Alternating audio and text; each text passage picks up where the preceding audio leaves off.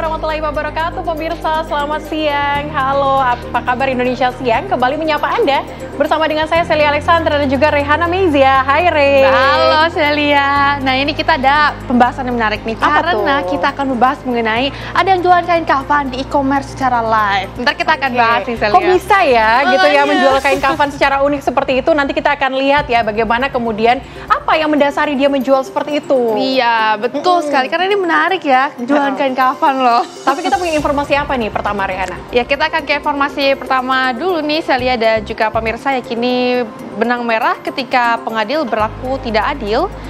Yang mana ini pemirsa informasinya adalah Pemirsa mungkin nanti benang merah tadi Akan sudah kita ditahan, dengarkan ya, bersama. terlebih Kita ke dahulu, betul. informasi lain dulu pemirsa.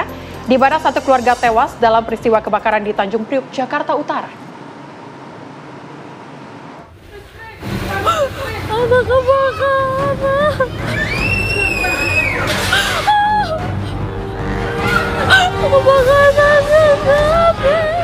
Jumat dini hari, kebakaran terjadi di Jalan Papanggo 3B, Tanjung Priok, Jakarta Utara. Warga yang pada saat kejadian tengah tertidur panik hingga tak sempat berupaya memadamkan api. Kebakaran diduga berasal dari konsleting listrik membakar dua rumah. Api baru berhasil dipadamkan setelah 13 unit mobil pemadam dikerahkan.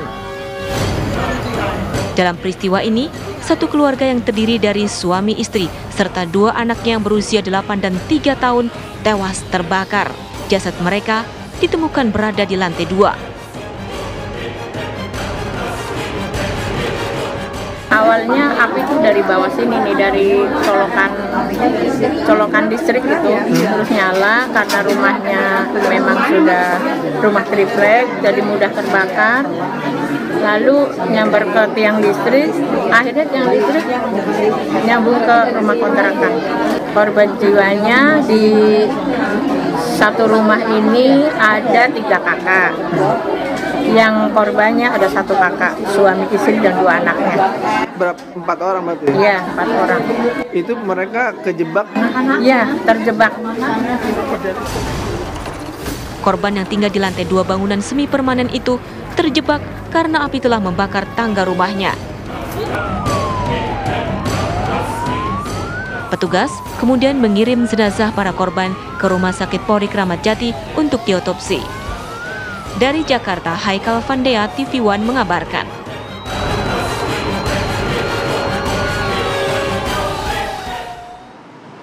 Pemirsa, kita ke Cakung, Jakarta Timur, di mana ada seorang pelajar SMA yang menjadi korban penyiraman air keras oleh 3 pelajar.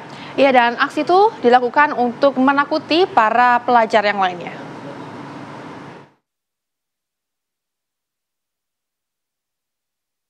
MF pelajar berusia 16 tahun matanya nyaris buta usai disiram air keras oleh 3 orang pelajar lainnya saat berpapasan sepeda motor di Jalan Raya Pulau Gebang, Cakung, Jakarta Timur. Akibatnya korban harus menjalani perawatan intensif di rumah sakit. Peristiwa itu terjadi saat korban bersama 2 rekannya berboncengan pulang ke rumah usai sekolah. Namun saat berpapasan dengan 3 pelaku yang juga berboncengan, korban tiba-tiba disiram air keras. Ketiga pelaku pun langsung melarikan diri. Tidak butuh waktu lama, para pelaku berinisial AFY, FS dan juga FTI berhasil diringkus aparat kepolisian. 1 pelaku ditahan, sedangkan 2 pelaku lainnya dititipkan di panti rehabilitasi anak lantaran masih di bawah umur. Dari hasil pemeriksaan, ketiga pelaku sengaja berkeliling mencari korban sama pelajar secara acak dengan tujuan mencari jati diri serta ditakuti oleh kelompok pelajar lainnya. Dari tangan pelaku, petugas menyita barang bukti berupa seragam dan 1 botol kaca yang digunakan untuk menyiram air keras. Pelaku ini membawa botol yang berisikan air keras dengan random saja, acak. Siapapun yang ditemukan di jalanan akan dia siram. Jadi tidak mengacu pada inisial ini atau siapa, tidak. Dia hanya random saja jalan bersama temannya sambil membawa, siapapun yang dia temui di jalan akan dia siram. Nah, kebetulan korban inilah yang bertemu berpapasan di jalan kemudian disiram. Dipakai untuk menyimpan air keras yang kemudian Guna mempertanggungjawabkan perbuatannya, pelaku dijerat Undang-Undang Perlindungan Anak dengan ancaman maksimal 5 tahun penjara.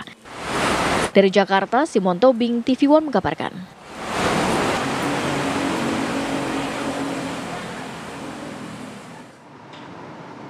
Ya pemirsa, kita ke informasi lainnya kini dari Pandeglang, di mana viral di media sosial 2 siswa di Kabupaten Pandeglang, Banten berduel di lapangan sepak bola. 2 orang siswa lain yang berada di lokasi menodongkan senjata api dan parang ke siswa lainnya. Petugas telah menangkap beberapa siswa yang terlibat dalam aksi duel tersebut.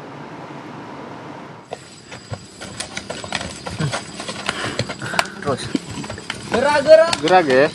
Beginilah video yang memperlihatkan 2 orang siswa sekolah menengah pertama berduel di lapangan sepak bola di wilayah Kecamatan Cadasari, Kabupaten Pandeglang, Banten yang ditonton oleh teman-temannya. Terlihat 2 orang siswa yang berada di lokasi menodongkan senjata api dan senjata tajam jenis parang ke siswa lainnya. Video aksi duel 2 siswa tersebut diketahui terjadi pada Selasa 5 November 2024 lalu dan viral di media sosial.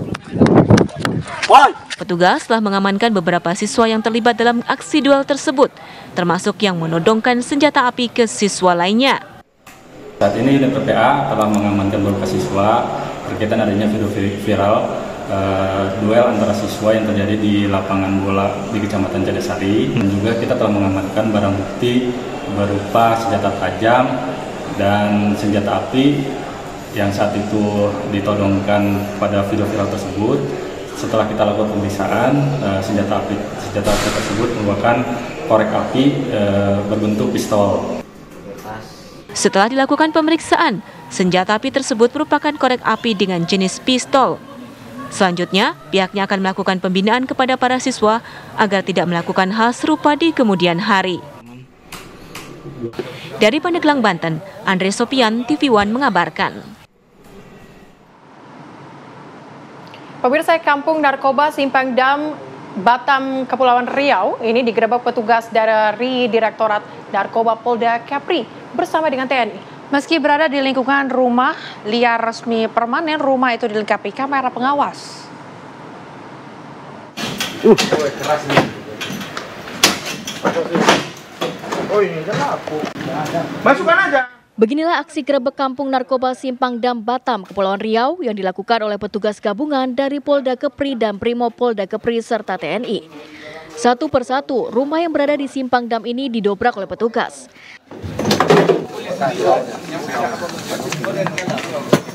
Meski berada di lingkungan rumah liar semi permanen, namun rumah ini dilengkapi dengan kamera pengawas.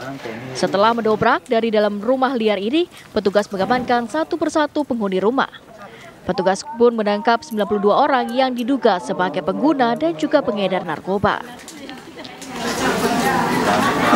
Setelah diamankan, petugas melakukan tes urin, hasilnya sebanyak 88 orang dinyatakan positif mengkonsumsi narkoba, terdiri dari 22 orang perempuan dan 66 orang laki-laki.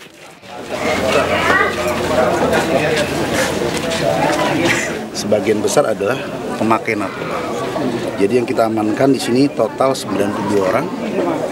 Dengan setelah dilakukan cek urin 88 orang positif. 88 orang positif terdiri dari perempuan 22 orang, laki-laki ada 66 orang.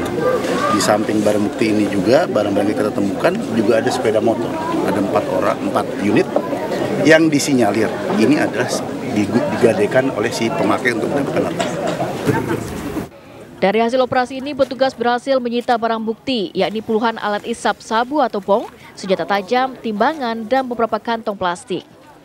Untuk penyidikan lebih lanjut, sebanyak 92 orang dibawa ke Polda Kepri untuk menjalani pemeriksaan. Kampung Simpang Dam dikenal sebagai kampung narkoba di Batam. Kampung ini telah beberapa kali digerebek petugas gabungan. Dari Batam, Kepulauan Riau, Alboin, TV One mengabarkan. Ya, kita ke informasi lainnya. Kini pemirsa, seorang guru perempuan ditemukan tewas mengapung di laut dekat dermaga pelabuhan feri Wamengkoli di Kabupaten Buton Tengah, Sulawesi Tenggara. Sebelumnya, korban datang ke pelabuhan bersama dengan suaminya untuk berobat ke tempat pengobatan alternatif di kota Bau-Bau.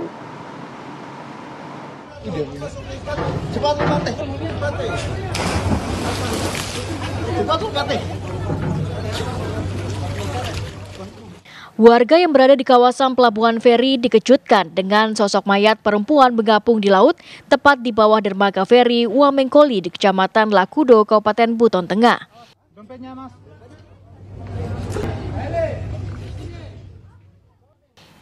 Petugas pelabuhan dan aparat kepolisian yang mendapatkan laporan langsung mengevakuasi mayat ke atas dermaga.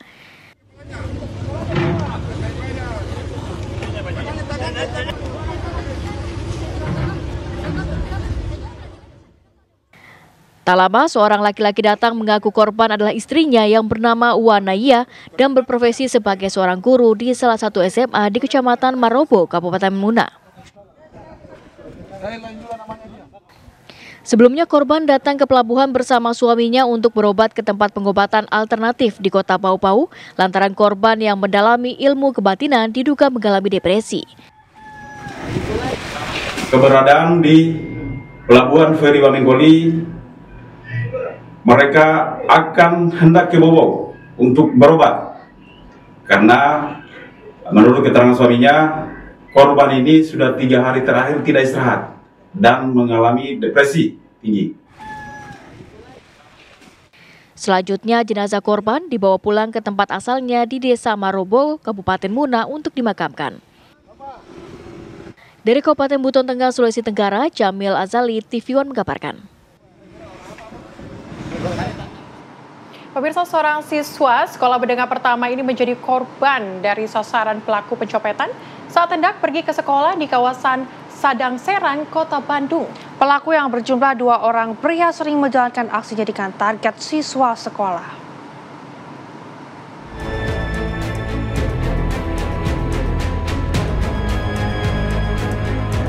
Inilah video CCTV saat para pelaku pencopetan sedang menjalankan aksinya dengan sasaran siswa sekolah di kawasan Sadang Serang, Kota Bandung. Korban yang sedang berjalan tiba-tiba dipepet oleh salah satu pelaku dengan dalih tali sepatu korban terlepas. Sementara satu pelaku lainnya melakukan eksekusi mengambil handphone yang ada di saku celana milik korban. Usai melancarkan aksinya, kedua pelaku pun langsung melarikan diri menggunakan sepeda motor. Bahkan korban pun tidak sadar jika handphone miliknya diambil oleh para pelaku. Menurut warga sekitar, kejadian serupa sudah 3 kali terjadi dengan sasaran siswa sekolah. Di sini saya lihat dari CCTV-nya jam 6.23 kejadiannya.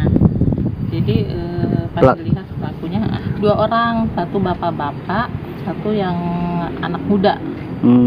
Tahu gimana? Kalau kejadian yang pengambilan HP itu saya baru dengar, tapi dari pengakuan dari guru sekolah tuh udah 3 korban ya. Akibat kejadian ini, warga sekitar pun merasa resah karena para pelaku melancarkan aksinya di siang hari dan sasaran yang merupakan anak sekolah. Dari Bandung, Jawa Barat, Asep Parpara, TV One mengabarkan. Ya, pemirsa, viral di media sosial seorang siswi sekolah dasar di Cianjur Selatan, Jawa Barat digunduli oleh gurunya. Informasi selengkapnya akan kita hadirkan di Apa Kabar Indonesia Siang.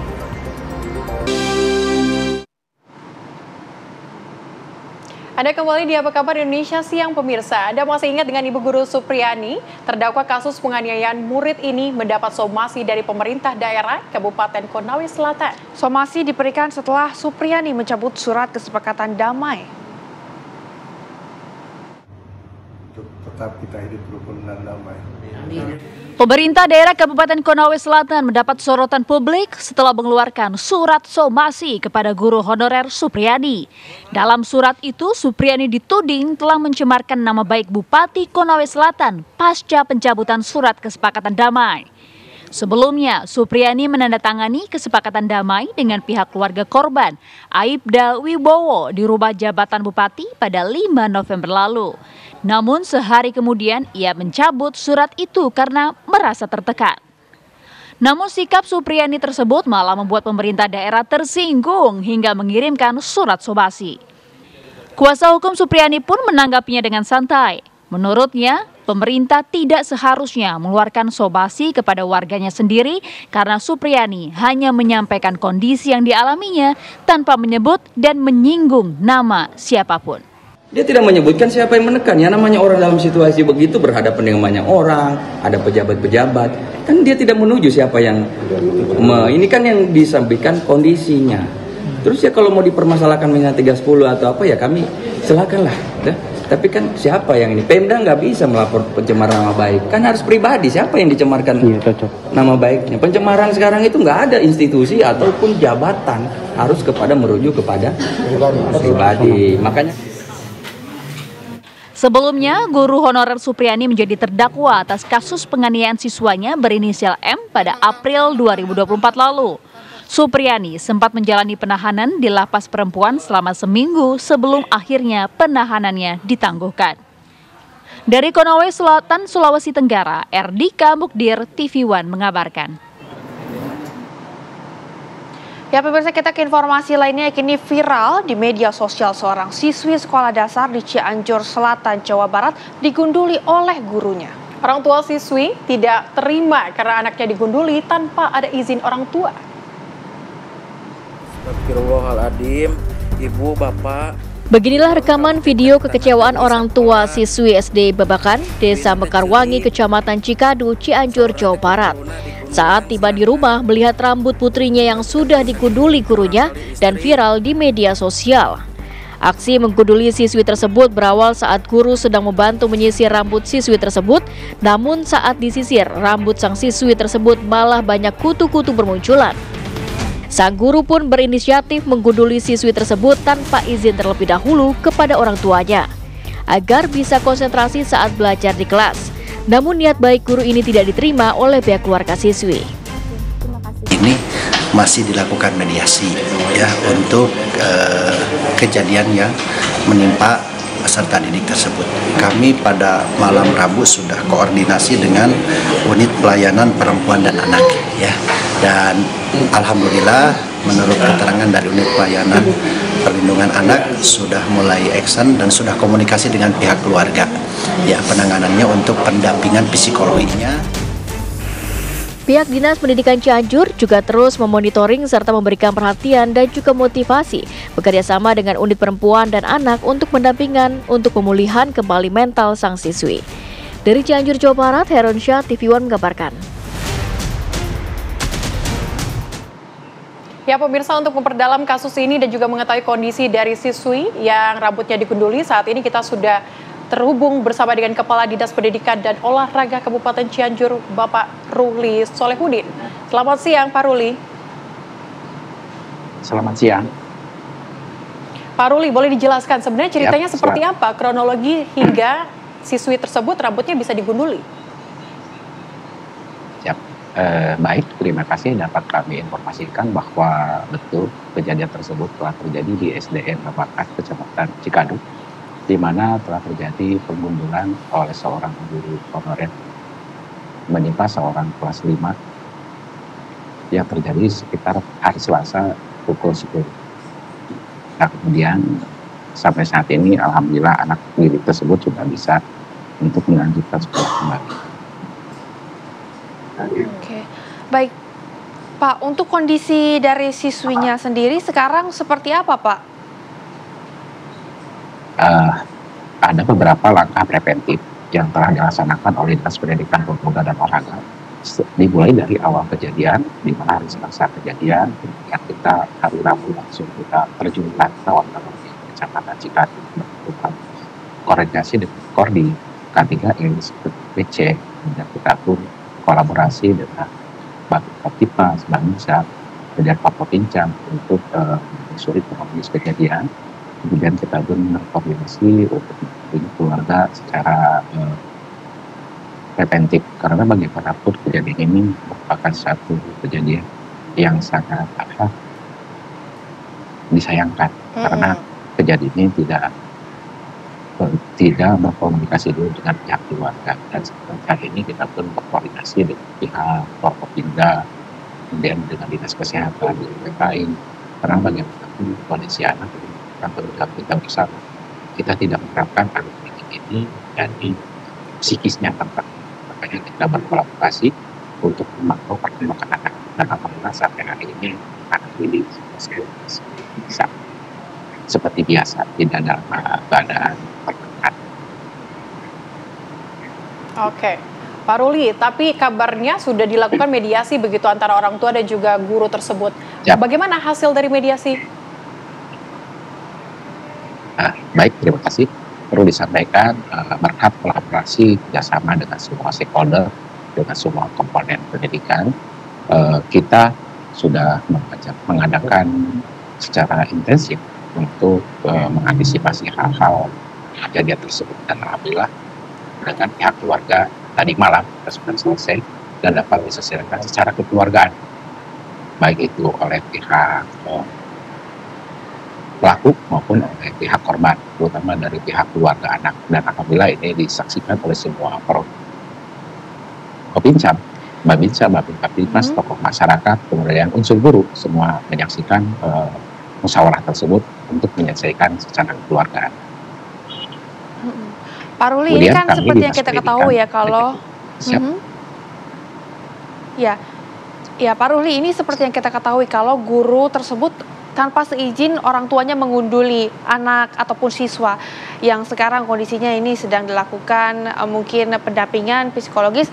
Tapi pada saat itu orang tua ini pendapatnya seperti apa ketika mengetahui pertama kali anaknya digunduli ini seperti apa, Pak?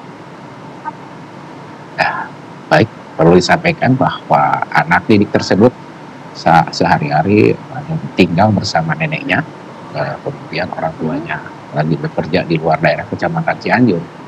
Memang pada kejadian setelah melihat anak didik tersebut dilakukan pembunuhan oleh guru tersebut, ya kadang yang namanya orang tua pasti Pak, kejadian ini merupakan agak keberatan, karena bagaimanapun alangkah baiknya apabila ada sesuatu hal yang terjadi menimpa siswa, alangkah baiknya itu dikomunikasikan dulu dengan pihak keluarga untuk mengambil langkah-langkah yang diperlukan.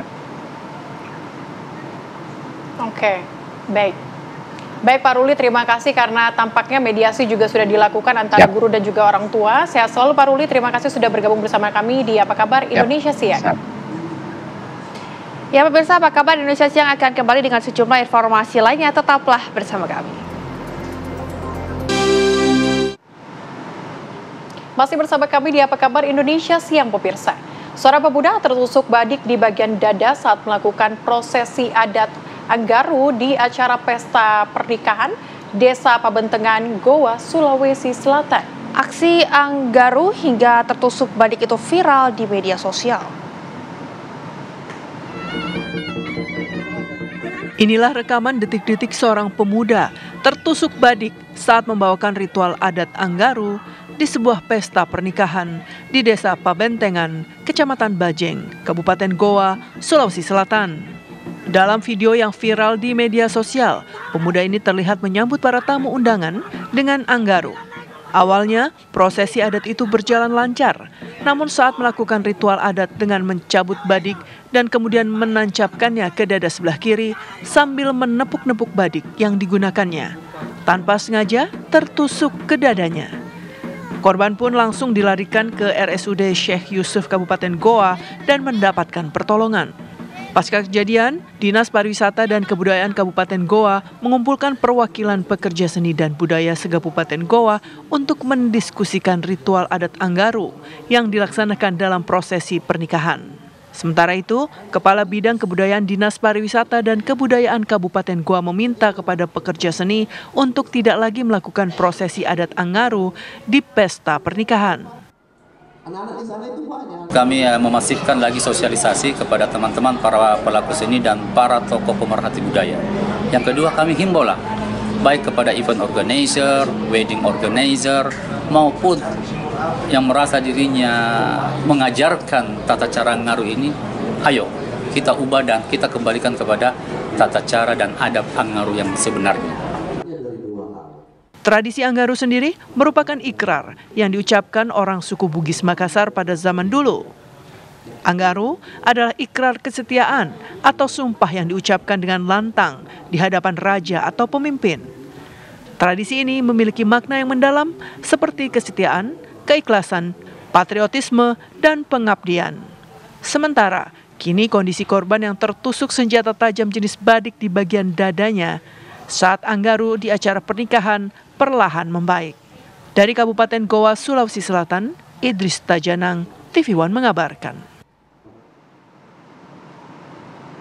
Ya pemirsa, kita sudah bersama dengan keluarga korban. Di kini Hasbullah selaku dengan kerabat korban untuk mengetahui bagaimana sebetulnya kronologi dari kejadian tersebut. Selamat siang, Pak Hasbullah. Selamat siang, Mbak. Ya, Pak Hasbullah, mungkin bisa diceritakan sedikit ini awalnya seperti apa kejadiannya, Pak? Awalnya dari kejadian adik saya Randy, dan ada permintaan aru dari Sanggar Seni kami bagi tugas pagi. Kemudian kami sangat paham sekali terkait aru itu yang tidak bisa dibawakan di acara pesta pengantin, cuma dari pergeseran budaya, kemudian permintaan masyarakat sehingga itu menuntut kita secara lingkungan berikan. Cuma yang saya konfirmasi bahwa dalam kejadian ini bukan pertama kalinya ada ini dalam bilang seperti ini, ya, berkali-kali dalam hal pentas dan juga permintaan pentasan yang lain. Cuma kebetulan dalam proses ini mungkin persiapan yang kurang matang sehingga terjadi hal-hal yang tidak diinginkan. Jadi itu yang pertama yang ingin dikonfirmasi. Dan saya tekankan bahwa ada pergeseran budaya yang seharusnya kita sama-sama definisi di masyarakat, karena aru itu yang pantasnya ditempatkan di pengantin kemudian ditempatkan di pengantin. Itu yang terjadi sekarang. Jadi setelah peristiwa ini mungkin ada depannya lebih tertata lagi. Oke, tapi Pak Hasbullah, sebelum melakukan ritual atau adat tersebut, apakah sang anak ini sudah dilakukan pendampingan terkait dengan bahayanya penggunaan badik atau seperti apa? Ya, tetap kami berikan pendampingan dan pembinaan terkait bahaya aru itu sendiri, terkait dirinya sendiri dan lingkungan sekitarnya saat mengadakan ritual itu. Ada kami katakan bahwa di pementasan dan penampilan yang lain yang sudah banyak kami suplai ke masyarakat dan pementasan di lingkungan kita itu baik-baik saja, cuma dalam penyuluhan ini mungkin ada koslet terkait pembinaan dan pengarahan yang mungkin mendadak itu sehingga terjadi peristiwa ini. Pak Hasbullah, untuk kondisi korban saat ini seperti apa, Pak? Kondisi korban sekarang, Mbak, sementara proses perawatan belum pulih, belum bisa keluar. Jadi kami harap untuk keluarga itu masih menjaga korban di rumah merawat. Oke, tapi kemudian setelah kejadian ini terjadi begitu, apakah kemudian ritual atau prosesi yang dilakukan ini akan ada perubahan nantinya? Kami sih berharap sangat besar sekali dengan perubahan terkait adat aru itu. Bukan kami menghilangkan, kami akan mempertahankan aru, tetapi menempatkan pada porsi sesuai dengan mekanisme yang tepat terkait ritual aru. Kami konfirmasi bahwa di dalam adat Bugis Makassar itu tidak ada aru dalam acara pengantin.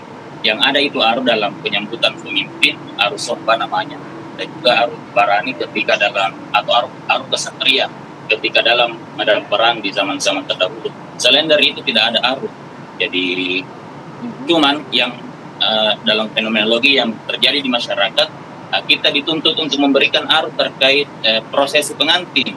Itu dilema dan setelah kejadian ini kami sangat berharap ya pemerintah, lembaga-lembaga adat, sanggar seni dan pemerhati budaya bisa lebih mengedukasi masyarakat terkait aru di tempatnya yang paling relevan terkait aru itu sendiri.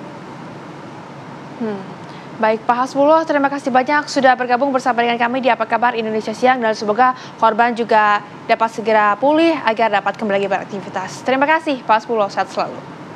Ya pemirsa, usai jeda beragam informasi lainnya akan kami hadirkan untuk Anda sesaat lagi di Apa Kabar Indonesia Siang.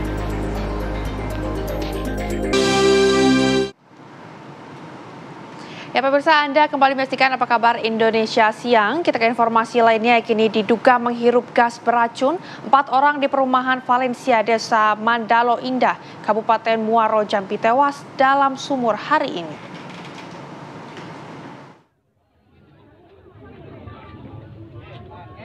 Dua korban tewas adalah penggali sumur yang merupakan bapak dan anak, sedangkan dua orang lainnya adalah pelajar SMA 1 Muaro Jambi.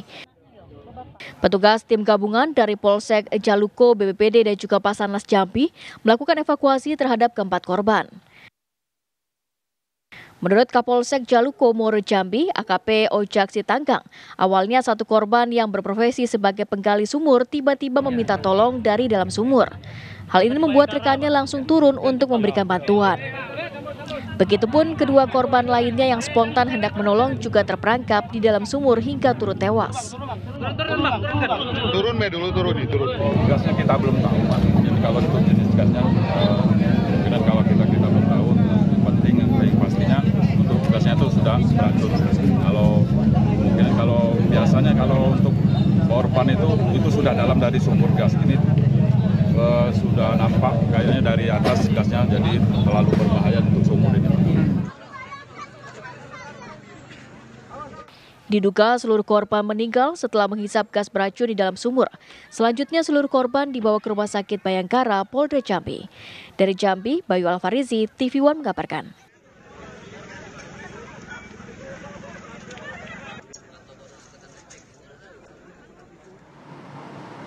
Pemirsa, kita hadirkan informasi lainnya, yakni kecelakaan dari Madura, Jawa Timur, di mana 3 mobil box, kemudian juga mobil city car dan motor terlibat kecelakaan lalu lintas di Jalan Raya Bangkalan, Madura, Jawa Timur. Akibatnya 2 pengguna kendaraan mengalami luka serius hingga dilarikan ke rumah sakit.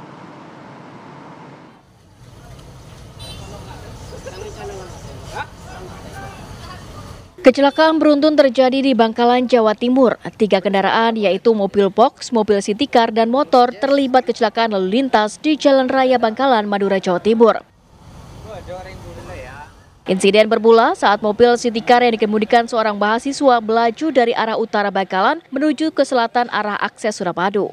Sesampai di TKP, kendaraan yang sedang melaju kencang itu tiba-tiba oleng dan masuk ke jalur kanan jalan. Sementara dari arah berlawanan muncul mobil box sehingga kecelakaan tidak terhindarkan. Saat bersamaan, sebuah motor yang melaju di belakang mobil kemudian menabrak mobil itu dan pengendara motor terpelanting ke tengah jalan. Akibat kecelakaan tersebut, 2 pengguna kendaraan mengalami luka serius hingga dilarikan ke rumah sakit. Kendaraan city car berwarna putih yang dari arah utara menuju ke selatan, sesampai tempat kejadian diduga tertidur sesaat atau microslip hingga berjalan ke kanan dan menabrak kendaraan box yang berjalan dari arah selatan ke utara. Selanjutnya sepeda motor yang berada di belakang city car tersebut menabrak city car yang berada di depannya dan dikarenakan jarak terlalu dekat. Akibat kecelakaan tersebut, pengendara sepeda motor dan pengemudi city car mengalami luka-luka. Ketiga kendaraan yang mengalami ringsek saat ini diamankan petugas di kantor Laka Lantas Polres Bangkalan, Madura, Jawa Timur.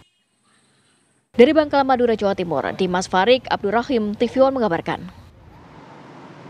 Ya, pemirsa, kita ke informasi lainnya kini dari Jakarta, di mana seorang ibu yang tinggal di sebuah rumah berukuran 2 x 3 meter persegi terpaksa tinggal bersama 13 anak dan cucunya. Saking banyaknya anggota keluarga dalam satu rumah, mereka terpaksa tidur bergantian dalam posisi duduk dan meringkuk. Beginilah penelusuran pemukiman padat dan berhimpitan di Gang Sempit atau Gang Senggol di Jalan Tanah Tinggi 12 Gang Bohori, Johar Baru, Jakarta Pusat. Di pemukiman inilah Ibu Hasna tinggal. Di rumah berukuran 2 x 3 meter persegi ini, Ibu Hasna tinggal bersama dengan 13 anak dan cucunya. Saking banyaknya anggota keluarga dalam satu rumah ini, mereka pun harus membuat jadwal tidur di luar rumah secara bergantian. Ibu Hasna yang sehari-hari hidupnya sebagai pemulung pun terpaksa tinggal bersama anak dan cucunya. Bersama anggota keluarga, ia pun terpaksa bergantian tidur malam, posisi duduk ataupun meringkuk. Ibu Hasna yang ditinggal suaminya meninggal pun karena kecelakaan mengaku pasrah dengan hidupnya dan berharap ada pihak yang bisa membantu. Berantem 3x2. 2x2. Ini memang sempit, Bu, ya? Sempit. Ibu udah lama tinggal sini? Udah lama? Ya lama. Udah legain gimana? Nggak ada duitnya buat ngelegain. Saya kalau lagi di rumah sempit. Kalau rumah sempit, duduk di luar, tidur-tiduran. Ada berapa orang Bu dalam rumah Bu? Rumah ada 12 orang sih. 12 ya? Yang satu di sana, di rumah bibinya. Itu anak-anak ibu atau gimana? Cucu.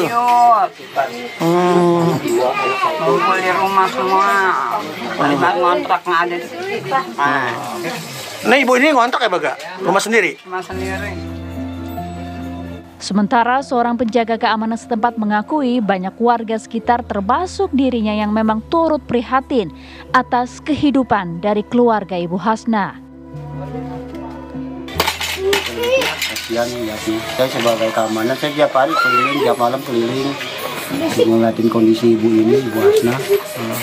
Ya begitu, tiap malam dia di luar. Kalau jam 2 sampai jam 3 dia nyari botol. Mengucing botol pada karung, dapat 2 karung, jual buat cucunya makan.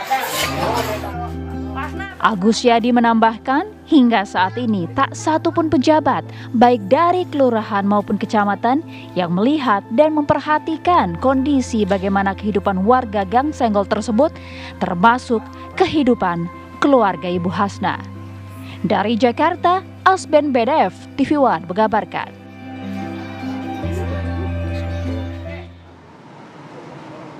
Pemirsa, seorang wanita muda di Ambon, Maluku ini nekat mau melompat dari atas jembatan Merah Putih Ambon. Namun aksi wanita muda itu digagalkan oleh pengendara motor yang melintas di jembatan tersebut.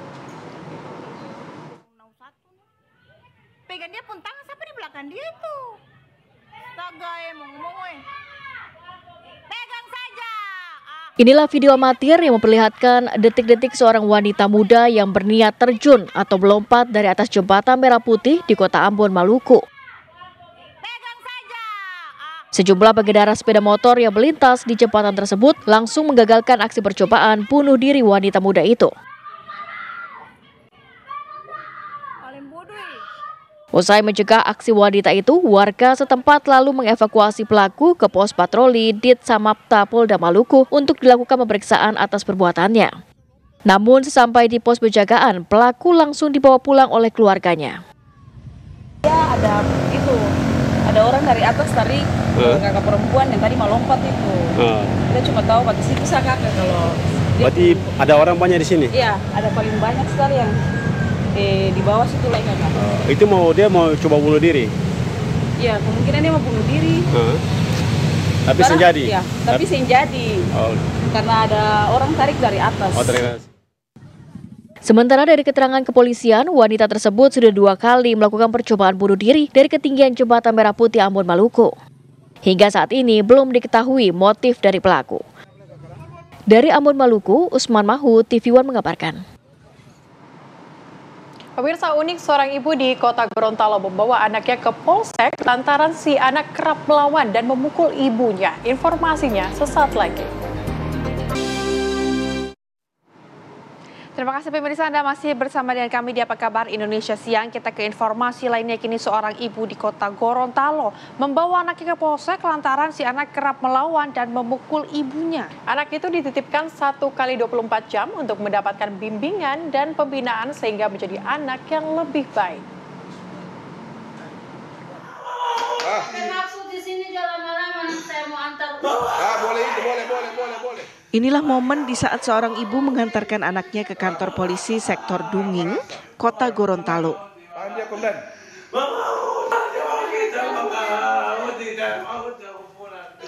Bukan tanpa alasan sang ibu tersebut mengirim anaknya ke polsek.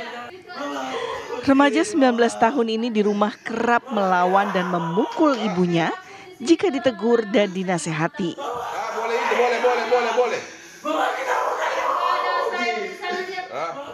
Sang ibu menitipkan anaknya di polsek selama 1 kali 24 jam agar anaknya mendapatkan bimbingan dan pembinaan sehingga bisa menjadi anak sesuai harapan orang tua.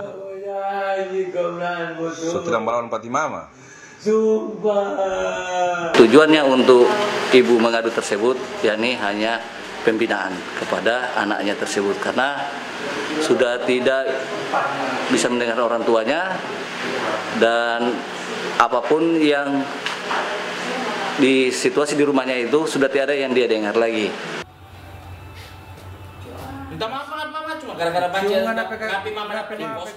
Selama di kantor polisi, remaja nakal ini pun diberikan pembinaan oleh petugas agar tidak mengulangi perbuatannya dan tidak durhaka kepada sang ibu. Dari Gorontalo, Kadek Sugiyarta, TV One mengabarkan. Pemirsa, untuk mengetahui seperti apa kisahnya, saat ini kita sudah bergabung bersama dengan sang ibu yakni Nunlawati Beu. Selamat siang Bu Nunu. Selamat siang.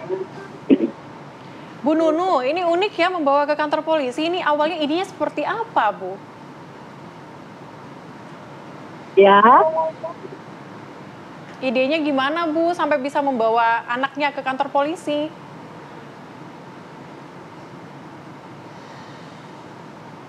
Halo, Bu Nunu? Ini anak, iya, halo ya. Bu Nunu, ini anak alasan ini Ibu untuk membawa sang anak ke kantor polisi kenapa, Bu? Tidak mau dengar sama saya, Bu. Sampai itu DP jalan keluar, saya langsung bawa di Polsek Bungingi.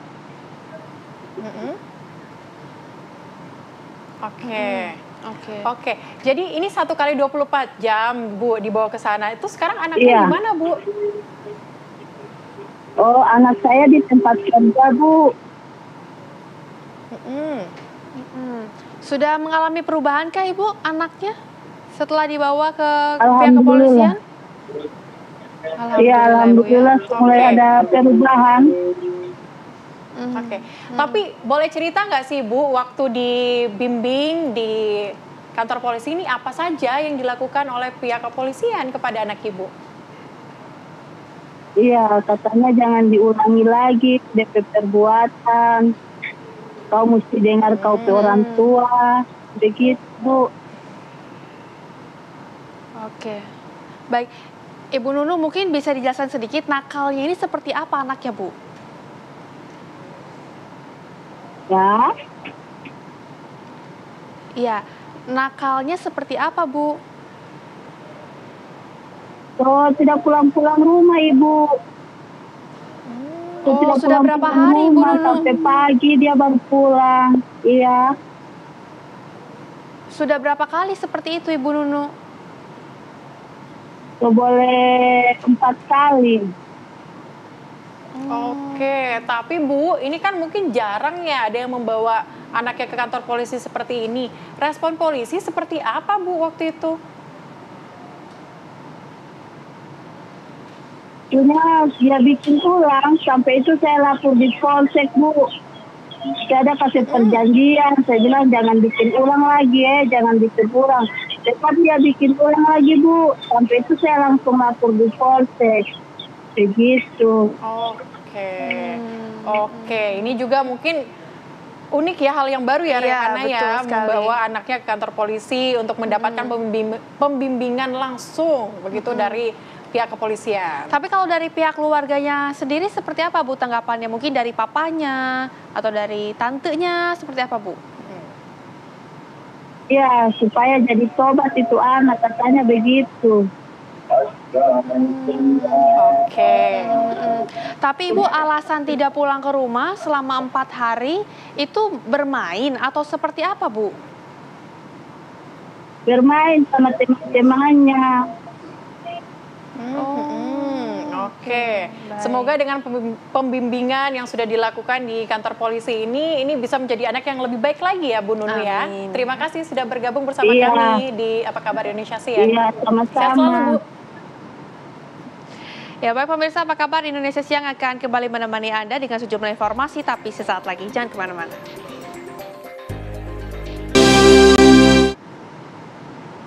Anda masih bersama kami di Apa Kabar Indonesia Siang, pemirsa. Berbodal semangat dan ketekunan, 2 penyandang difabel di Blora, Jawa Tengah membuka usaha pembuatan kaki palsu. Usaha itu menambah pendapatan ekonomi keluarga dan juga sesama penyandang disabilitas lain.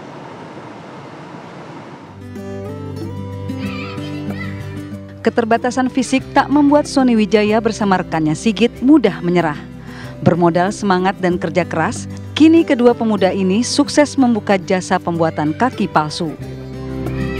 Kaki palsu buatan mereka berbahan dasar serat fiber, resin dan katalis.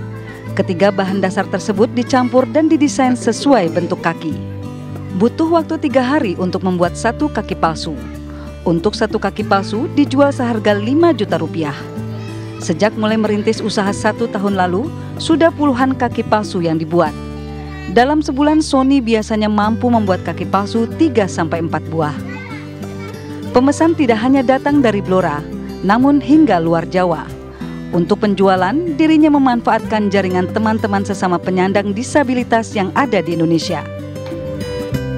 Kalau sementara ini banyak pesanan ini kita dari Kabupaten Blora sendiri, kadang dari kabupaten, dari Rembang, kadang ada dari luar provinsi, dari Palembang. Kalau untuk harga sendiri gimana, Mas? Kalau harga sendiri kita kisaran sekitar 5 juta rupiah untuk kaki palsu yang standar untuk bawah lutut, dan untuk yang atas lutut yang standar kisaran 8 juta rupiah. Sony mengatakan kualitas kaki palsu buatannya mampu bertahan hingga 8 tahun. Ia pun menggratiskan biaya perbaikan jika ada kerusakan selama proses pemakaian. Sony bersyukur berkat usaha kaki palsu ini bisa menambah pendapatan ekonomi keluarganya dan sesama penyandang disabilitas lain. Dari Blora, Jawa Tengah, Agung Wibowo, TV One mengabarkan. Pemirsa, untuk membahas hari ini saya sudah bergabung bersama dengan kami Bapak Sony Wijaya. Pak Sony, selamat siang. Selamat siang, Mbak. Pak Sony, ini suatu hal yang sangat luar biasa. Mendapatkan ide untuk melakukan hal ini seperti apa, Pak? Awalnya ya nggak diminta-minta, Mbak. Depan kita ada pelatihan, kita ikut pelatihan dari lembaga. Setelah kita dapat ilmu pembekalan, ya kita bagaimana cari anggaran untuk sedikit-sedikit membuka bengkel, Mbak. Jadi kan kita saat terbukanya itu kan banyak teman disabilitas daerah Blora. Itu pengen punya kaki palsu itu harus beli, Mbak. Bisa di Solo, bisa di Klaten kan jauh, Mbak, itu biaya. Karena rata-rata disabilitas itu kan rata-rata kasihan, Mbak, sudah disabilitas, amputasi kaki, dia nggak punya juga, Mbak. Dari situlah kita pekerja sosial dan situlah kita awalnya ada kita terbuka. Iya, Pak Sony mungkin bisa ceritakan dalam sebulan ini bisa menjual berapa, Pak Sony? Kalau kita bisa 4-3 buah, Mbak. Oke, tapi respon dari teman-teman penyandang disabilitas lain seperti apa, Pak Sony, dengan membuat usaha ini? Ya, alhamdulillah responnya teman-teman kan ya bersyukur lah, Mbak. Kalau di sini kan umpamanya kalau ada teman yang butuh kaki, kita nanti kan kita nggak mematok harga ya, Mbak Dio. Jadi kalau umpamanya ada yang membutuhkan, ya nanti kita minta ongkos bahannya saja, upah kita nggak bisa dibayar gitu. Kalau memang nggak mampu sekali untuk teman-teman gitu. Oke, sangat luar biasa ya, Pak. Ini artinya banyak begitu yang sudah tertolong dengan usaha Anda, seperti itu, Pak? Ya, tapi Pak Sony, apakah ada mengalami kesulitan atau tantangannya? Ada kesulitan nggak, Pak, dalam membuat kaki atau tangan palsu untuk rekan-rekan? Iya, kesulitan dan tantangannya seperti apa, Pak Sony? Kalau kesulitan kita sebetulnya di cuaca, Mbak. Kalau cuaca, kalau musim hujan terus kan bisa itu saja. Terus kita di sini kan banyak customer itu tidak punya, Mbak. Jadi kita ya bagaimana mereka kan supaya mereka punya kaki palsu itu kita dilihat di dunia atau pembiayaan, Mbak, gitu, Mbak. Oke. Tapi Pak Sony, untuk membuat usaha ini, apakah Bapak bekerja sendiri atau mungkin merekrut teman-teman disabilitas lainnya? Itu seperti apa? Kita ada Kita ada tim, Mbak. Jadi saya dengan Mas Sigit itu yang membuat, dan Mas Arif itu bagian marketing, Mbak. Berarti dipasarkan secara offline atau secara online juga, Pak Sony? Kita pasar secara offline dan secara online juga, Mbak. Kan di Facebook kan ada komunitas di pabrik, Mbak. Jadi kita masuk di situ. Pokoknya kita pakai jaringan fasilitas. Oke, tapi Pak Sony, usaha Anda ini sudah berjalan berapa lama, Pak, sampai saat ini? Alhamdulillah baru sekitar hampir 2 tahun, Mbak. Hampir 2 tahun. Luar biasa. Wah. Ya. Tapi selama 2 tahun ini apa saja, Pak, pencapaian yang sudah Anda capai dengan memiliki usaha seperti ini? Alhamdulillah, ekonomi keluarga bisa kemasukan, bisa menolong sesama disabilitas yang membutuhkan.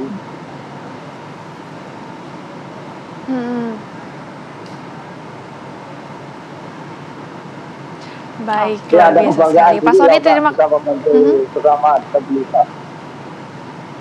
Oke, tapi Pak Sony mungkin bisa sedikit bagaimana kemudian Anda memberikan semangat kepada mungkin rekan-rekan disabilitas lain yang mungkin bisa mencontoh apa yang Anda lakukan saat ini, Pak?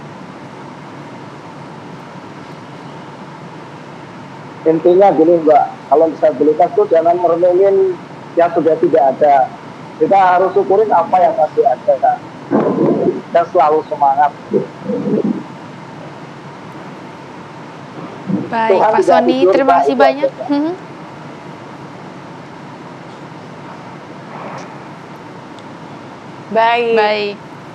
Baik Pak Sony, terima kasih banyak sudah bergabung bersama dengan kami di Apa Kabar Indonesia Siang. Semoga tadi motivasi yang sudah disampaikan kepada rekan-rekan lainnya ini bisa dicontoh ke depannya. Sehat selalu, Pak.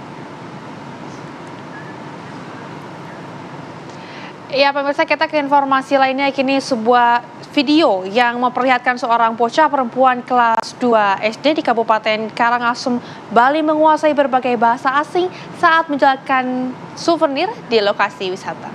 Bocah tersebut menguasai berbagai bahasa asing secara otodidak.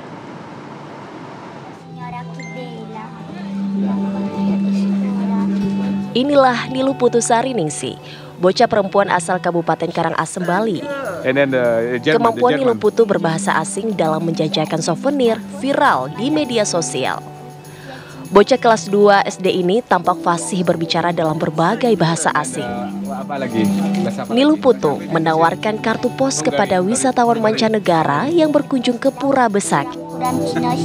Sejumlah turis pun kagum saat mengetahui bocah kelas 2 SD itu mampu berbicara bahasa asing. Menurut Nilu Putu, dirinya mampu berbicara 14 bahasa asing. Dirinya mampu berbahasa asing bukan dari kursus bahasa asing, melainkan secara otodidak.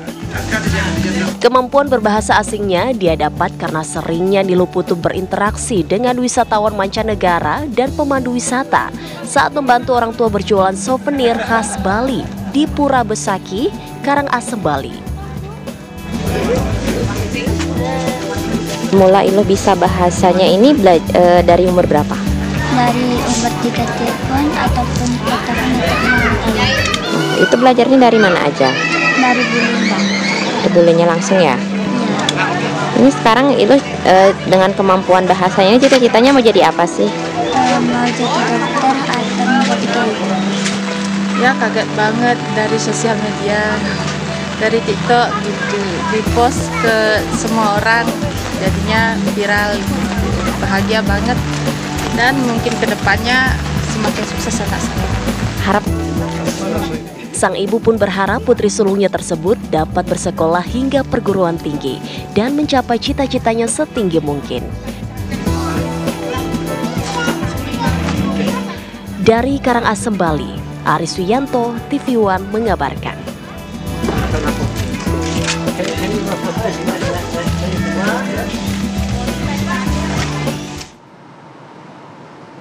Ya pemirsa, ini tadi sesuai dengan janji ya, karena ada seseorang ini yang berjualan produk kain kafan lewat live streaming dan tidak tanggung-tanggung penjual juga menghadirkan cosplay pocong. Tapi Seleda juga pemirsa jangan kemana-mana karena Apa Kabar Indonesia yang akan kembali sesaat lagi untuk Anda.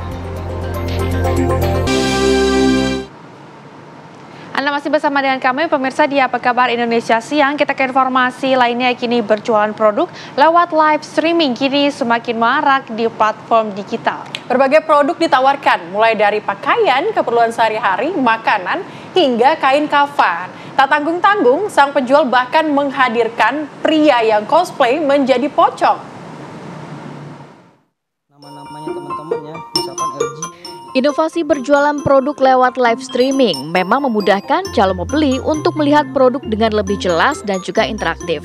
Namun, bagaimana jika yang dijual adalah kain kafan? Belakangan, seorang penjual kain kafan ini viral di media sosial lantaran menjual produknya lewat live streaming. Uniknya, penjual ini menjelaskan detail kain kafan dengan penuh semangat, mulai dari kualitas bahan hingga keunggulan produk. Tak tanggung-tanggung, untuk meyakinkan pembeli, sang penjual dan juga pemilik akun kafani.id ini menghadirkan seorang pria yang bercosplay menjadi pocong, lengkap dengan kain kafan yang dipromosikan. Kehadiran sang pocong justru membuat netizen yang menonton live streaming terhibur. Alih-alih menanyakan harga atau ukuran, netizen justru berkomentar lucu dan juga nyeleneh. Bahkan ada yang menanyakan kapan dipakai dan meminta testimoni pembeli. Si kapas ini, kapan bisa dipakainya ya? Kapan ya? Ketika kakak udah dipanggil ya, ketika sobat-sobat semua sudah dipanggil ya. Gitu. Bang, spill cara pakai nanti. Cara pakai kita punya sesi lagi yang berbeda ya. Kalau cara pakai kita punya sesi lagi. Gatal di telinganya, ada poci. Bekas ada nggak? Bang, masa beli kain kafan bekas? Ya mau yang bekas. Testimoni pengguna belum pernah ada bang ya. Belum pernah ada. Kita juga nungguin. Tapi belum pernah ada yang ngasih kabar. Jadi ini termasuk usaha yang aman ya. Usaha yang aman karena nggak ada komplain ya. Nggak ada komplain ya. Live streaming tersebut tak hanya menjadi hiburan bagi netizen, tetapi juga membuktikan jika berjualan di era digital bisa dilakukan dengan cara interaktif dan juga kreatif. Bahkan produk yang tak biasa seperti kain kafan pun bisa dipromosikan dengan gaya yang mengundang tawa. Nggak usah keras-keras ya, nggak usah keras-keras. Ya pelan-pelan aja ya. Nah ya, nanti, nah ini kan.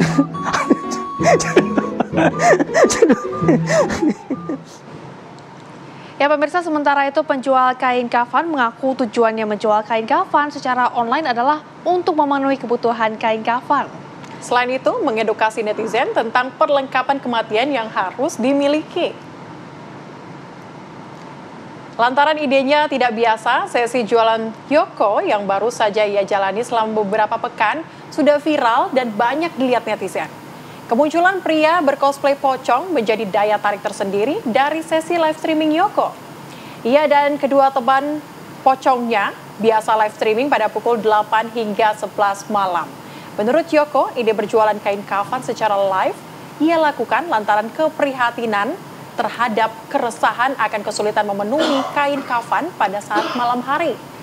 Selain itu, Yoko juga ingin mengedukasi masyarakat lantaran banyak umat muslim yang belum mengetahui dan awam tentang cara mengenakan kain kafan jenazah.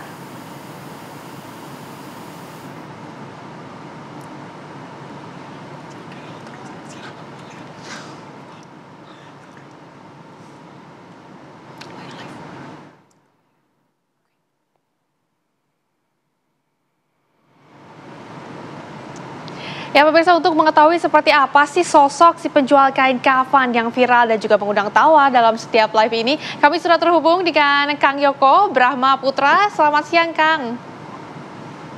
Selamat siang. Kang Yoko, ini dari mana sih mendapatkan ide jualan kain kafan secara live ini? Kalau ide jualan pertama yang pasti dari sebuah keresahan ya, Mbak. Keresahan apa, Kang? Dari keresahan yang pertama itu ada dua keresahan sebenarnya. Yang pertama itu keresahan akan kain kafan ini terkadang sulit didapatkan ketika pada saat kita dibutuhkan. Karena seperti kita tahu kan bahwa ajal itu bisa kapan saja ya. Dan yang di masyarakat ini terkadang kain kafan itu tidak semua orang atau semua rumah itu menyiapkan. Mereka biasanya mengandalkan masjid seperti itu ya. Nah terkadang kan keadaan kayak meskipun bisa jadi kosong dan pada saat meninggal kita tidak pernah tahu, bisa jadi malam hari. Dan itu memang beberapa yang sampai ke saya itu mereka kesulitan ketika mencari kain kafan seperti itu, ketika misalkan sudah malam, toko sudah pada tutup, ya seperti itu. Yang kedua, keresahan bahwa sebagai umat muslim kita masih banyak yang awam tentang kain kafan ini sendiri gitu loh, karena masih banyak yang mungkin tabu ya, dan mereka takut untuk menyiapkan kain kafan, padahal kain kafan ini ya pada umumnya kain saja gitu. Dan hadirnya Kafani ini untuk mengedukasi gitu bahwa dalam pengurusan jenazah, memandikan, mengkafani, menyolatkan itu tuh ada pahala besar yang dijanjikan, tetapi umat muslim itu di Indonesia khususnya mungkin masih takut untuk mengurusinya gitu. Padahal kalau kita belajar pengurusan jenazah seperti memandikan, mengkafani itu ya tidak sesulit itu, dan tidak harus ustadz yang mengurusinya seperti itu. Oke, Kang, lalu dari mana Kang ini mendapatkan ide untuk menghadirkan cosplay pocong ini, seperti apa Kang? Ya baik, seperti apa? Karena biasanya kan karena kita awam sekali ya Mbak ya, awam sekali. Karena banyak ada, bukan banyak, ada yang menyampaikan ke saya, seawamnya itu dia bertanya, ini kalau untuk ukuran ini cukup nggak, untuk ukuran BB sekian, tinggi badan sekian cukup atau tidak? Terus ini ukurannya S, M atau L. Nah bahwa seawam itu Mbak, jadi makanya kenapa saya menghadirkan sosok dalam artian cosplay pocong ini, sekalian bisa melihat dan menguji coba bahwa ini loh sebenarnya dalam proses mengkafani itu tuh bukan masalah ukuran tinggi berat badan, tapi kita ini ukurannya 1,5 meter dengan panjang 10 meter misalkan, nanti ini akan dipotong-potong sesuai dengan tinggi jenazahnya, seperti itu. Jadi memang selama ini kan kita belum pernah dapat tahu ya, masih awam banget pengetahuan tentang oh begitu ternyata dalam pengurusan jenazah. Jadi biar mereka lebih jelas aja melihat posisinya kayak gitu, mengikat kayak gini, seperti itu sih Mbak.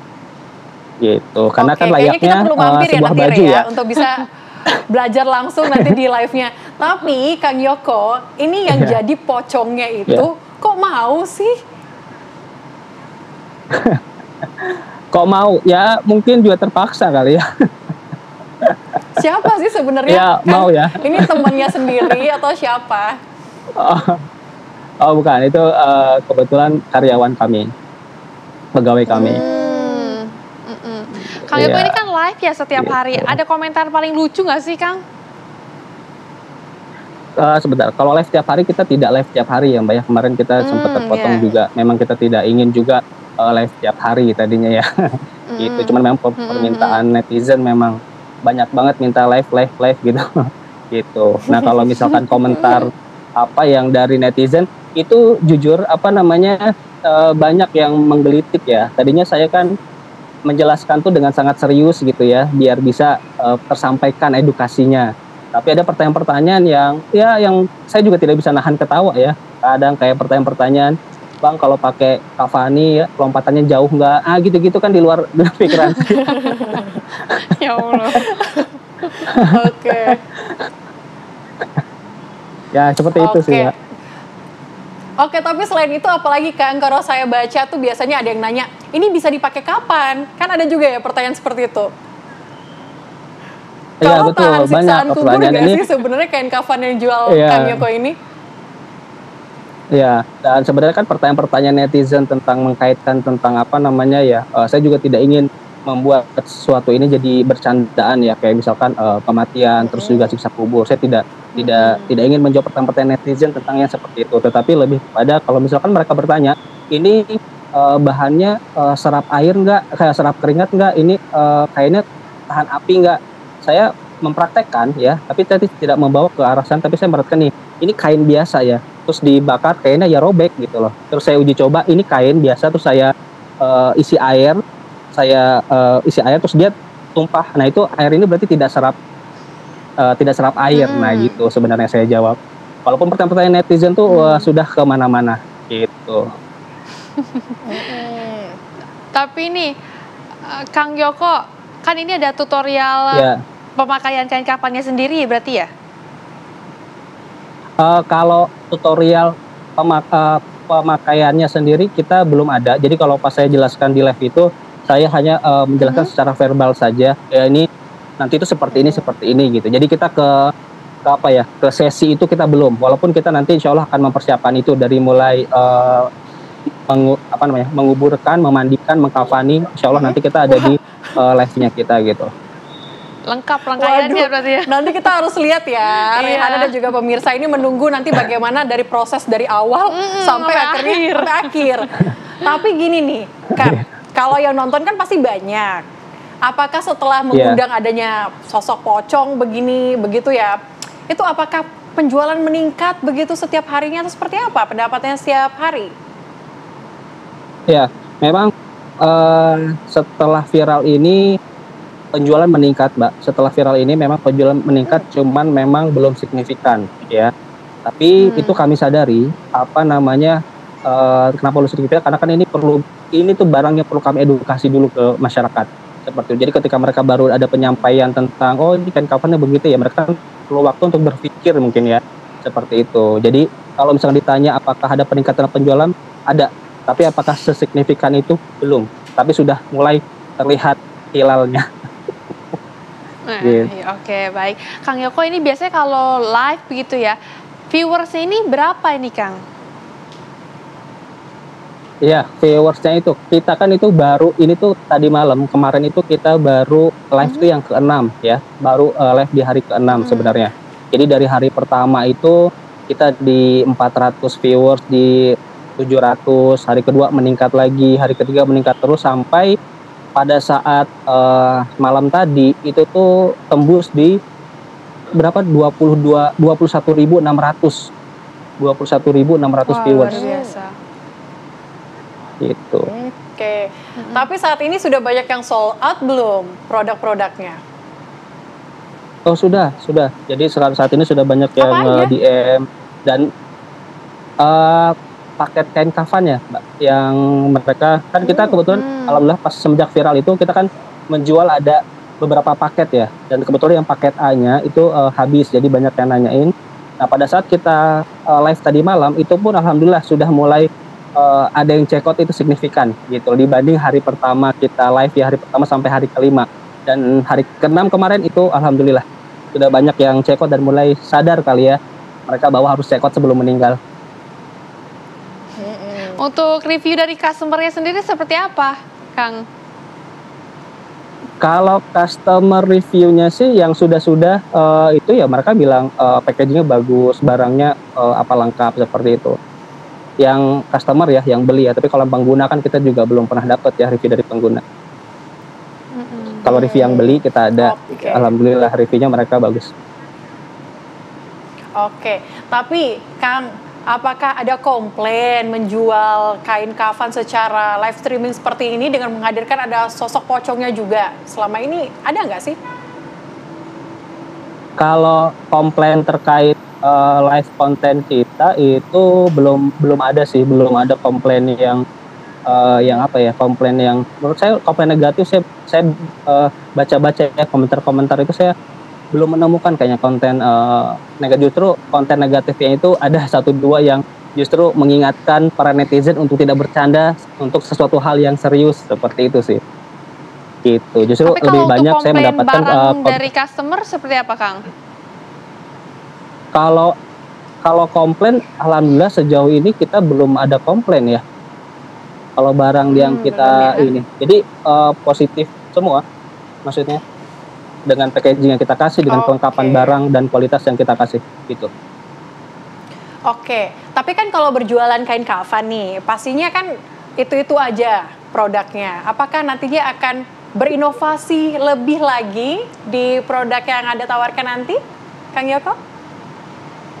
Oke, kalau untuk kain kafan secara produknya mungkin hanya itu saja kain kafan, tetapi tidak menutup kemungkinan kan nanti kita akan packaging dengan bentukan paket-paket, Mbak ya. Sebenarnya kita punya sekarang ada paket couple kan ya, paket pasangan. Setelah itu ada paket keluarga berencana ya. Jadi lebih ke packagingnya aja. Tapi kalau barangnya tetap aja itu adalah kain kafan.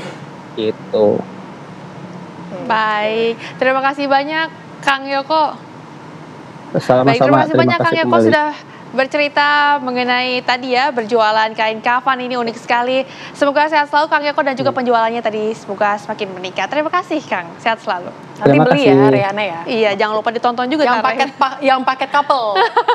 jangan dulu. Oke pemirsa, kita masih punya informasi lainnya untuk Anda. Tetaplah bersama kami di Apa Kabar Indonesia Siang.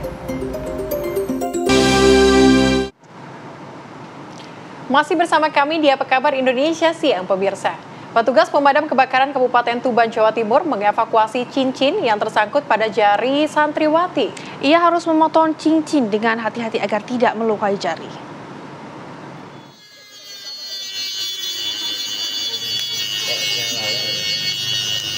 Petugas dari pemadam kebakaran Kabupaten Tuban, Jawa Timur mendatangi pondok pesantren As-Salam di Desa Kedung Harjo, Kecamatan Bangilan, Tuban. Setelah petugas menerima laporan bahwa jari seorang santriwati setempat mengalami bengkak akibat tersangkut cincin yang ukurannya terlalu kecil. Santriwati yang diketahui bernama Norita Diana asal Kecamatan Jenu, Kabupaten Tuban, sejak beberapa pekan terakhir ia merasa kesakitan pada jari manisnya sehingga mengalami bengkak akibat cincin tersebut. Proses pelepasan berlangsung cukup menegangkan. Pasalnya, sedikit saja kehilangan konsentrasi, alat pemotong tersebut bisa melukai jari korban. Cincin akhirnya bisa dilepas setelah petugas berjibaku selama kurang lebih 45 menit. Membutuhkan waktu sekitar 45 menit.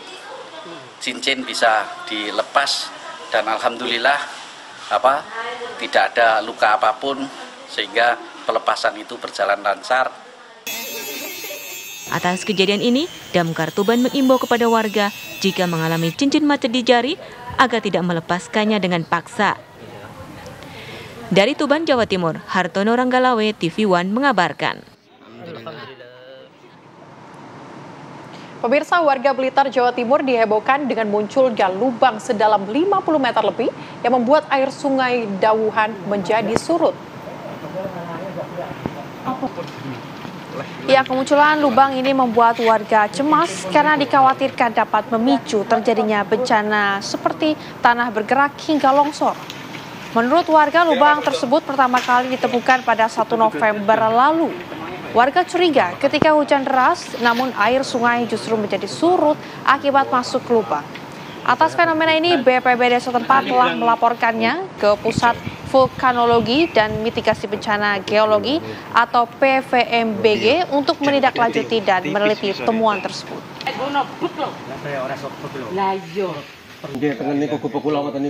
Sampai saat ini dari tim kaji cepat BPBD belum bisa memastikan Mas itu lubang apa, karena kita tidak punya kapasitas untuk menilai secara teknis untuk mengkaji itu lubang apa.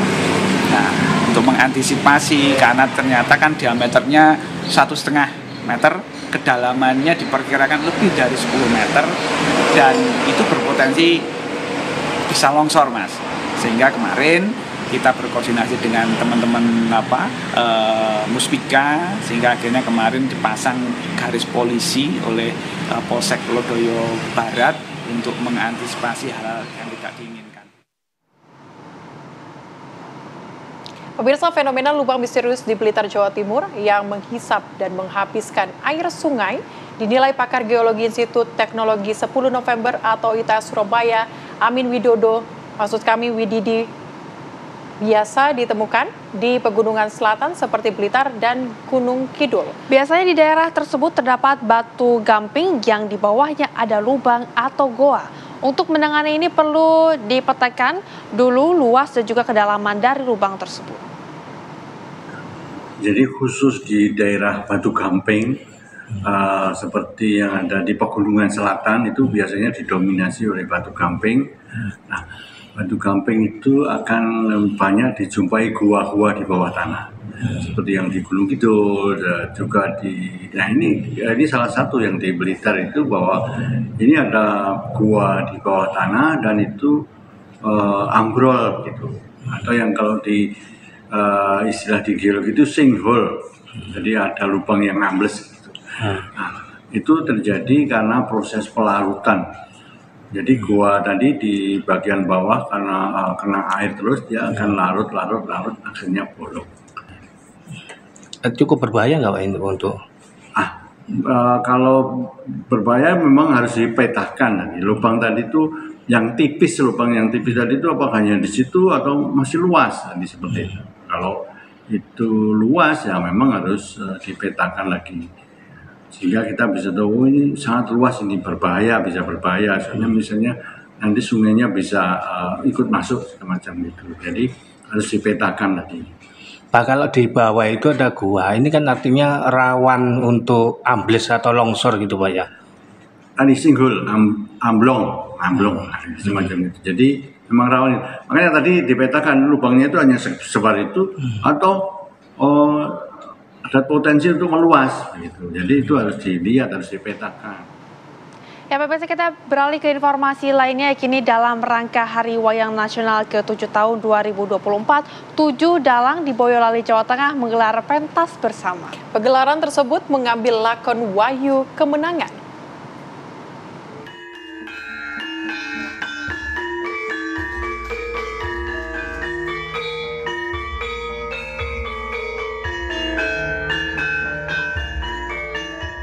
Bertempat di Jalan Utama Desa Kebasan Sawit, Boyolali, Jawa Tengah, pagelaran wayang kulit yang digelar semalaman ini dalam rangka Hari Wayang Nasional ke-7 tahun 2024. Pagelaran ini pun langsung disambut antusias oleh warga yang sudah tak sabar ingin melihat penampilan dalang-dalang hebat asal Boyolali.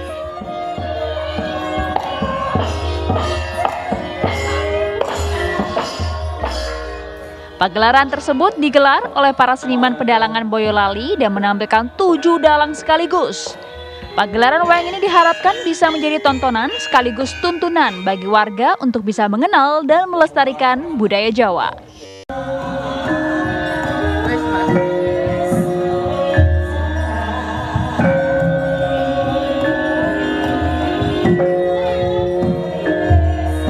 Malam ini ada 7 ya, 7 dalang. 7 dalang ya. Sesuai ulang tahunnya yang ke-7 HWN. Gitu. Lakonnya apa gimana? Nanti lakonnya Wahyu Kemenangan. Iya. Cerita sedikit. Oh ya, ini dalam cerita Wahyu Kemenangan si Gatut Kaca yang akhirnya nanti menerima Wahyu Kemenangan.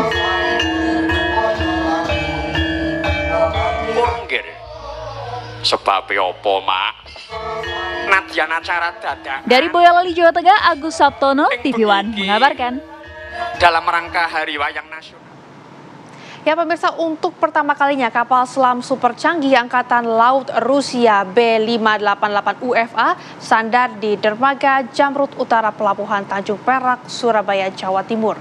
Kunjungan ini merupakan bagian dari rangkaian kegiatan latihan bersama Armada Angkatan Laut Indonesia dengan Angkatan Laut Rusia Latma Oruda 2024. Kapal selam Angkatan Laut Rusia B588 UFA untuk pertama kalinya sandar di dermaga Jamrut Utara, Pelabuhan Tanjung Perak, Surabaya, Jawa Timur, Kamis kemarin. Kedatangan kapal selam dari negeri beruang merah itu dalam rangka latihan bersama atau Latmal yang digelar di Surabaya, Jawa Timur dengan nama Oruda 2024. Selain Latmal, awak kapal selam UFA itu akan mengikuti sejumlah kegiatan dengan prajurit TNI AL, yaitu berkunjung ke Monumen Nanggala, Courtesy Call, dan diskusi bertukar pengalaman dan wawasan mengenai kapal selam. Jadi ini merupakan landasan yang sebetulnya di dalam undang-undang TNI juga sudah ada tugas Angkatan Laut, diantaranya adalah diplomasi. Dan inilah bentuk kegiatan diplomasi bahwa kita bisa bekerjasama dengan Rusia, dan tentu ini akan menjadi sebuah agenda kegiatan rutin. Melalui latihan bersama ini diharapkan kedua angkatan laut baik Indonesia maupun Rusia dapat mempererat kerjasama dalam bidang pertahanan serta menjaga stabilitas dan keamanan maritim. Dari Surabaya, Jawa Timur, Zainal Azhari, TV One mengabarkan.